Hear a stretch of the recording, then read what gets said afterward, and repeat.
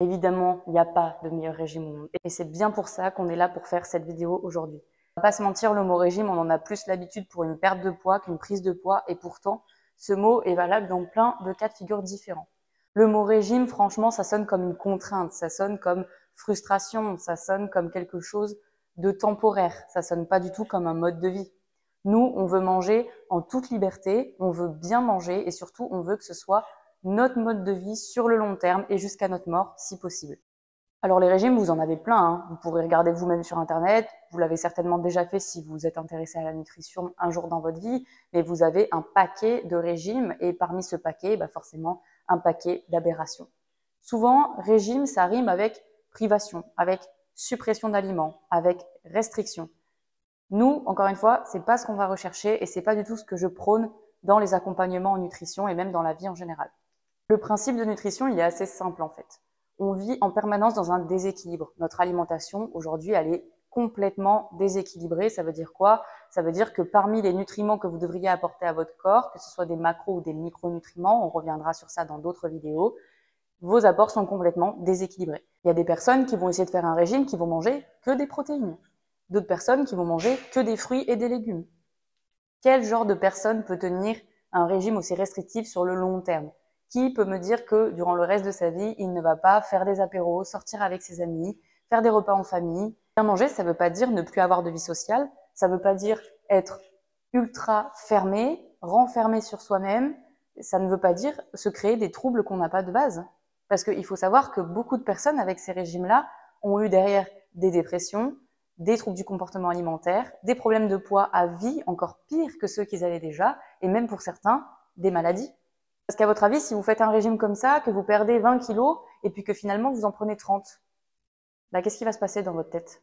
Surtout une fois que vous avez passé des mois à vivre un enfer, à vous priver, à vous restreindre, à arrêter votre vie sociale, pour un objectif que vous avez d'abord atteint, puis ensuite finalement que vous avez complètement détruit.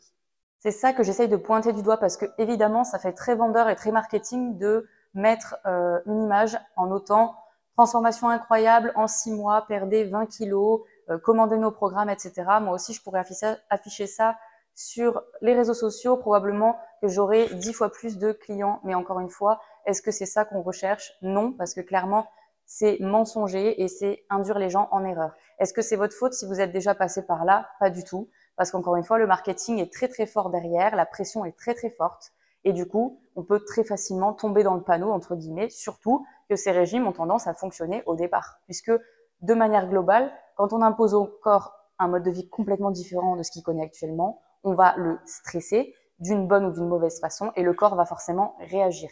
C'est très rare que quelqu'un qui mange 3 fois trop ou n'importe quoi et qui se met à manger des choses de qualité et dans des quantités raisonnables dès le départ, il n'ait pas des résultats rapidement. Sinon, il y a un problème. Si aujourd'hui, vous mangez de tout et que demain, je vous dis, vous mangez que du poulet pendant un mois, vous allez voir que vous allez perdre du poids, en fait.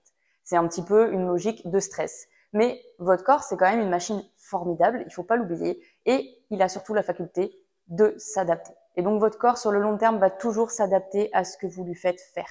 C'est pour ça que le mieux, c'est de l'adapter à des bonnes habitudes. Parce que si vous l'adaptez à quelque chose que vous ne pouvez pas tenir sur le long terme, en fait, il va vous dire, non mais là, tu me fais quoi en fait? Après, il faut se poser la question, est-ce que votre but, c'est d'afficher une transformation en 3 mois incroyable sur les réseaux sociaux? Et c'est une question aussi pour toutes les personnes qui font du coaching en nutrition, que ce soit des nutritionnistes, des conseillers en nutrition, des diététiciens. Est-ce que le but, c'est que les gens ils aient une transformation formidable sur quelques mois et après, on les voit plus jamais, on ne sait pas ce qui s'est passé par la suite? Ou est-ce que le but, c'est d'avoir quelque chose vraiment sur le très long terme? Alors, c'est sûr, quand on a des résultats plus lents, plus longs, c'est moins motivant, c'est moins engageant, mais en fait, c'est ça qu'il faut vraiment rechercher. Encore une fois, dans notre société, on veut être toujours avec tout de suite. On est ultra impatient, on a l'habitude de faire un clic sur Google et d'avoir le résultat, mais ça ne peut pas fonctionner pour tout. Et ça ne peut pas fonctionner pour des habitudes de vie. Une habitude, il faut très peu de temps pour l'avoir, mais derrière, il faut énormément de temps pour s'en défaire. Pour la personne lambda, il ne doit pas y avoir d'interdiction. Dire aux gens, consommer 0 sucre, alors que les gens aiment le sucre, c'est clairement se tirer une balle dans le pied en fait. Comment on fait pour se mettre d'accord avec son cerveau et pour en faire un partenaire pour avoir son poids idéal? Parce que mettez-vous bien dans la tête que le but, c'est pas de se battre contre, c'est de s'allier avec. Et donc, encore une fois, Le souci des régimes, c'est que souvent, on se bat contre quelque chose. On se bat contre une envie de manger du sucre, on se bat contre une envie de manger 3 fois trop, et on se restreint tellement qu'on stresse notre cerveau, mais pas dans le bon sens du terme. Le cerveau, il a une mémoire. Le cerveau n'oublie jamais. Donc sachez que si vous lui faites un régime extrêmement restrictif sur quelques mois, oui, vous allez perdre du poids, encore une fois, parce qu'il y a une partie mathématique qui est évidente et qu'on ne peut pas négliger, mais cette partie mathématique ne va fonctionner que sur le court terme. 1 mois, 2 mois, 3 mois, si vous n'avez pas pété un câble entre-temps, déjà. Et si vous n'avez pas pété un câble, bon bah, vous avez fait votre suivi. Évidemment, c'est pas quelque chose que vous pouvez tenir sur le long terme, hein, parce que beaucoup trop restrictif. Vous avez sûrement faim, vous êtes sûrement énervé, au fil du temps, vous êtes stressé, vous avez plus d'énergie pour faire du sport. Et donc, vous faites quoi? Bah, petit à petit, vous reprenez votre alimentation d'avant. Ou en tout cas, vous aurez peut-être changé quelques détails, mais vous allez reprendre plus de calories. Et qu'est-ce qui va se passer? Votre cerveau va dire, tu m'auras plus jamais. Et là, bam, l'effet yo-yo atteint son paroxysme. C'est quoi l'effet yo-yo? Bah, c'est justement ça. Vous perdez du poids et finalement, vous en reprenez la même chose, voire 2 fois plus, et vous n'arrêtez pas de faire ce yo-yo en permanence. Parce que vous allez reprendre le poids, vous allez vous dire, mince, il faut que je refasse un régime, vous refaites un régime, vous reperdez du poids si vous avez de la chance, vous reprenez derrière, et ainsi de suite, et ainsi de suite. Et sachez qu'à chaque fois, ça sera de plus en plus dur de perdre les kilos que vous avez repris. Et à chaque fois, ça sera encore plus de privation, encore plus de frustration. Vous voyez où je veux en venir? Le cercle vicieux, tout ça, tout ça. Donc, on mange des aliments de qualité. On cherche un équilibre, protéines, glucides, lipides, encore une fois. Le but, c'est que votre cerveau se dise, ok, c'est cool, on me prive pas, je suis pas en stress, je suis pas dans ma zone rouge, je peux perdre du poids sans retenir qu'on m'a privé.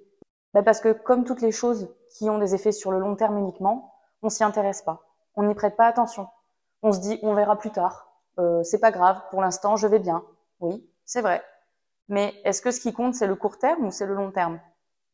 Chacun sa vision des choses. Je suis d'accord qu'il ne faut pas toujours vivre en pensant à dans 10 ans, dans 20 ans. Mais je pense que sur des sujets comme la santé, bah si, ça mérite quand même réflexion.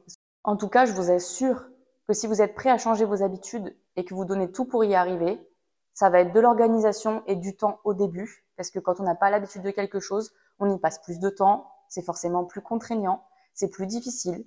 Mais une fois que les habitudes sont instaurées, mais croyez-moi que vous ne voudrez plus jamais revenir à votre état antérieur. On se retrouve bientôt pour le prochain sujet et d'ici là, n'hésitez pas, encore une fois, si vous voulez un accompagnement personnalisé, parce que là, je vais vous donner les bases, mais encore une fois, c'est pas adapté à votre cas. Donc, si vous voulez que je vous aide justement dans ces 3 premiers mois les plus difficiles, parce qu'il faut environ 3 mois pour activer une habitude et pour avoir les premiers résultats, n'hésitez pas à m'écrire par DM sur Instagram, par mail. Je vous mets tout ce qu'il faut à la fin de la vidéo et dans la description. Vous avez toutes les informations nécessaires. N'hésitez pas à me poser des questions, commentez, partagez, mettez-moi un pouce bleu s'il vous plaît et surtout abonnez-vous à la chaîne pour que je puisse toujours mettre plus de contenu gratuit à disposition. Merci à vous, à bientôt.